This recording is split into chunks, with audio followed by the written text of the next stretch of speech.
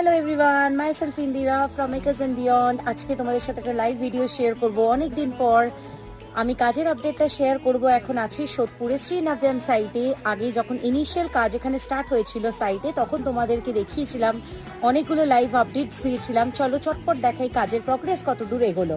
Back camera করে আমি তোমাদের সাথে দেখাচ্ছি। বেস ফাউন্ডেশনে কাজ হয়ে যাওয়ার পর এটা হচ্ছে ফেজ 1-এ আমাদের টাইবিম কাস্টিং কমপ্লিট হয়ে গেছে। কাজ অনেকটা এগিয়েছে। আমি আবার তোমাদের সাথে শেয়ার করব। এই কাজের প্রগ্রেসটা দেখানো ছিল কিছুদিন আগেই, জাস্ট এখানে টাইবিম কাস্টিং হয়েছে। এটা আপাতত ফেজ 1-এ টাইবিম কাস্টিং কমপ্লিট।